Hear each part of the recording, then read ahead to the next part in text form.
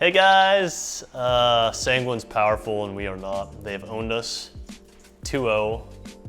But I feel like 2-1, whatever, 2-1. Felt like a 2-0 in retrospect. Honestly, I'm not too worried. I think the way we handle losses right now, and like we know exactly what we're doing wrong, we know what we need to work on. And yeah, most importantly, we come off a really strong performances in the weeks before that, both with the Ghost sets, the SSG sets, even saying like we had a good win streak and stuff like this. And I think that meant a lot coming into this phase, is that we wanted to show that, and we wanted to feel that we can compete and we can do damage where the damage needs to be done, and I felt we accomplished that. Now we just look to close out the season. Obviously we are not on a super high right now, but I think all of us, we know what we need to work on, and yeah, we just need to get back in track with what we've been doing great. PK, they looked good in streaks here, but Sanguine, a little bit too consistent, and it felt like the game plan is what Sanguine brought to the table, and the Knights just kind of had to react to it. I don't want to take anything away from them, but I think that we played not necessarily badly, but I think we just didn't execute our game plan that well. Like against a lot of teams that we've lost to in the last few weeks, I feel like we tried to execute a game plan. Like against Radiance, we tried to execute our game plan and it didn't really work out so well. Like we had a game plan, we didn't really stick to it too well, and I feel like that's a big reason why we lost. They obviously played really well and they made it hard to execute our game plan, but I just don't think we did what we were trying to do when we set out in those games very well. So, like obviously I think it's a good mentality for a team to have when you lose, to be like, they didn't win, we lost. Just being a competitive person, right? It's just a good mindset to have, in my opinion. Like you should always be focusing on your own mistakes, and I think that's one of the easier way to do them. But I think, especially in that set, that's especially true more so than usual, I would say, yeah. So I think that we, obviously, like we had a chance to win that set. I think we just misplayed a little bit, and we also learned a little bit from it draft-wise as well. So I think that we took a lot of notes from that set, and I think we're going to be using them ahead in the playoffs and at Worlds. So I think that'll help us a lot in the long run. So it obviously sucks to lose a lot, and I take losses pretty hard, but I don't like getting hung up on it. Obviously, I'm a really competitive person. I really hate losing.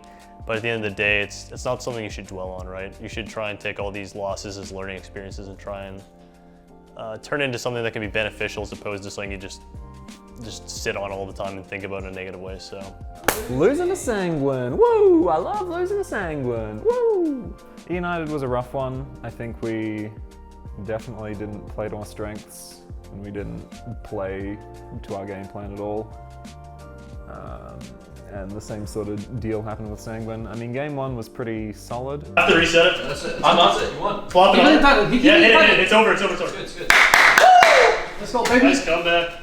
That's good, boys. But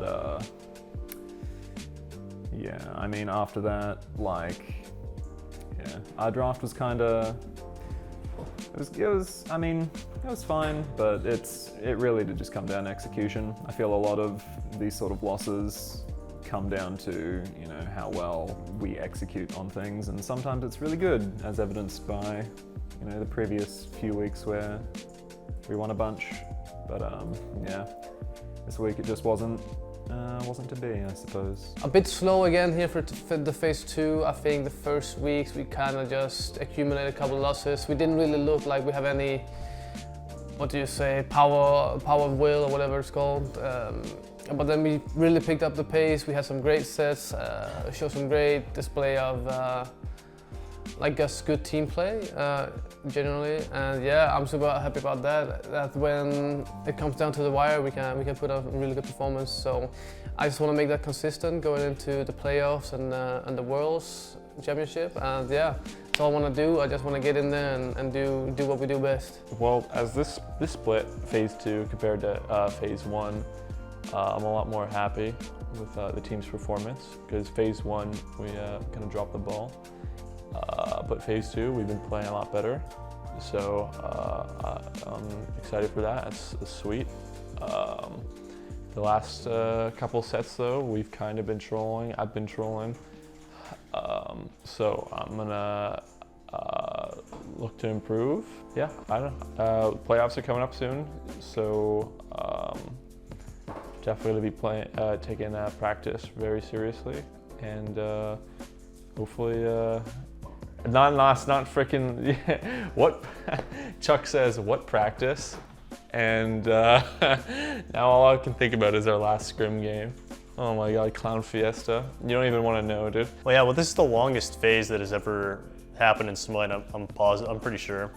So there's a lot of games, and in the grand scope of things, as long as you qualify for playoffs, it doesn't matter a ton. Because for us, basically, we have to finish first or second to auto-qualify for Worlds. Otherwise, it doesn't, in my opinion, at least, doesn't matter a whole lot. So I think that we've done an apt job of just kind of making it, like making the cut is, I guess would be a good way to put it. Like, obviously, we'd have liked to finish a lot higher in the standings, but at the end of the day, like, if you make it the cut, that's like where you need to be. And everything past that point doesn't matter if you finish 6th, if you finish 2nd in the seeding for the split. It kind of depends how you show up for the tournament. So we put ourselves in position to play, so I think that's kind of all we could ask for. Like, obviously, there's been a lot of ups and downs. Like I said, we'd like to have placed a lot better. But at the end of the day, I think that we all understand, like, it's the whole year especially just been like a big learning experience and growing as a team. And I think we've done a really good job at that. And it's just kind of, now it's push comes to shove, right? It's time to put everything together and time to stop talking about how we're getting better and kind of start showing how, like, we are still a really strong contender. Obviously last year we came out of left field. I think this year we've done a little bit better of a job of showing that we can compete with the top teams more consistently this year. Albeit we haven't been super consistent, but I think we've shown a lot more glimpses of, like, this team can do some damage. So I think that we're within striking distance of any team at this point in time, and it'll just come down to who shows up for playoffs, and then after that, who shows up for Worlds. I feel like at this point we've demonstrated, at least to ourselves, that, you know, we can hang with the top teams, and I think we've beaten, like, we've won sets against every team at this point. So yeah, I mean, at this point we're in a pretty comfortable position as a team to, you know, just go into any set and be able and ready to you know, win. So I think, like I said, it just comes down to execution on the day. Back home, I got a lot of wonderful people who support me, and I appreciate each and every one of them. I miss them a lot, but you can't come home without a ring, you know? They told me, if you don't win this year, do not come home. You are dead to me, like good friends would. Like, I'm not gonna talk to you if you aren't famous when you come home this year. And I thought, you guys. And they said, no, seriously, do not come home if you don't win. I don't know you if you don't win. I said, and they said, I cannot make this any more explicit. I will hate you if you don't win. But that was all a joke. So I'm planning on trying my best out there, and hopefully I win.